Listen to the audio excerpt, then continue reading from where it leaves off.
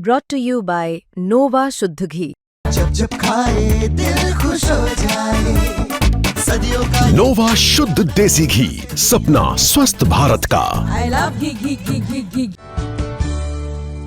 1 करोड़ से ज्यादा सरकारी कर्मचारियों और पेंशनर्स को लगातार इस बात का इंतजार है कि 8-9 महीने हो गए, लेकिन अब तक पे कमीशन पर सरकार ने क्यों कुछ नहीं किया है। पहले भी आपने हमारी इस पर बातचीत देखी है। एक बार फिर हमारे साथ शिव गोपाल मिश्रा जी जुड़ गए हैं। बहुत बहुत स्वागत है शिव गोपाल जी।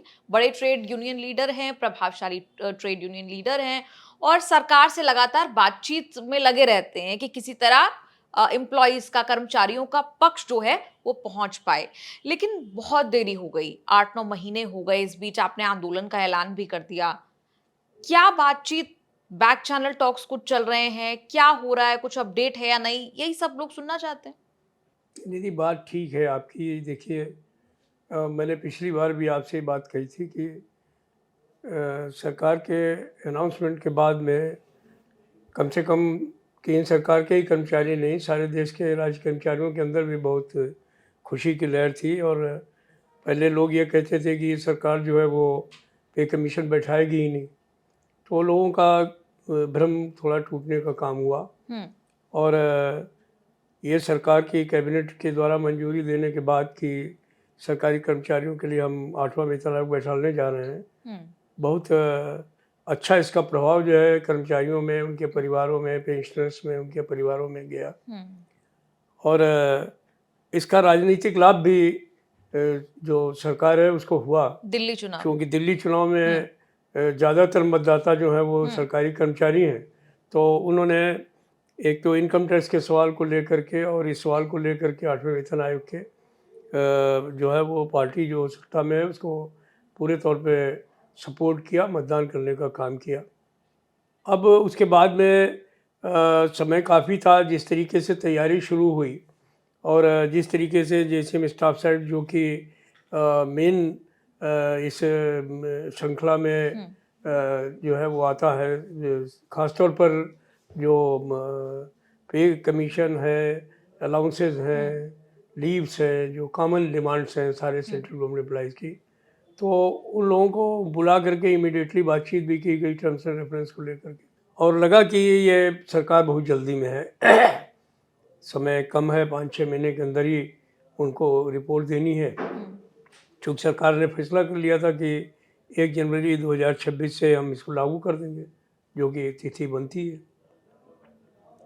लेकिन अब टर्म्स एंड रेफरेंस की मीटिंग हो जाने के बावजूद, डिपार्टमेंट ऑफ एक्सपेंडिचर के क्लियरेंस के बावजूद जो मामला है वो अभी तक जहाँ का तहाँ रुका हुआ है।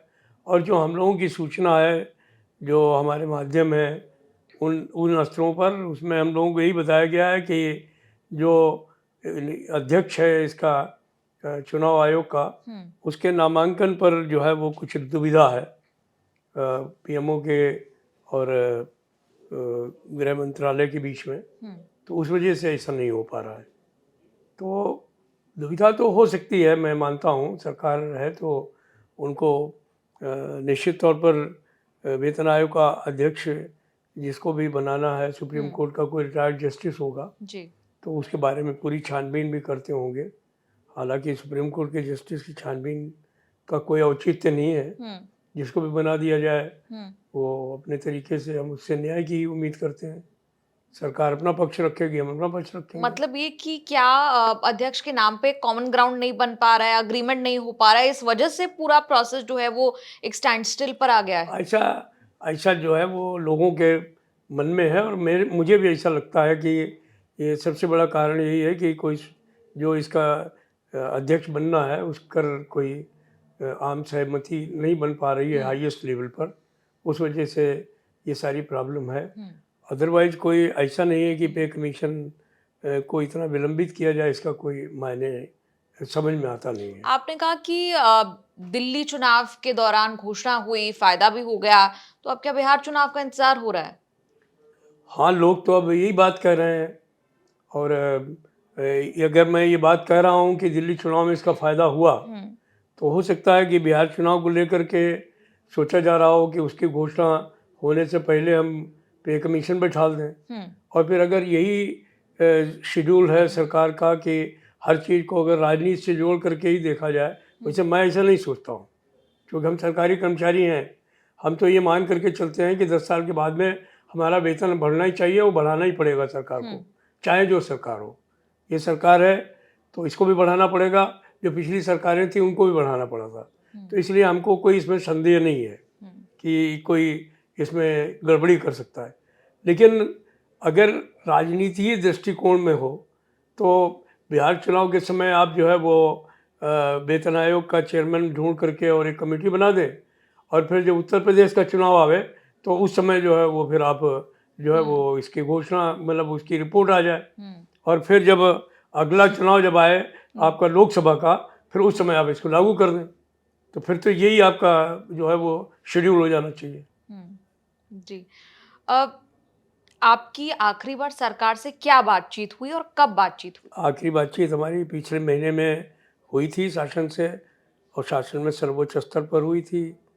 पॉलिटिकल लेवल की बात मैं नहीं कर रहा हूँ, ब्यूरोक्रेटिक स्तर की बात कर रहा हूँ। जी।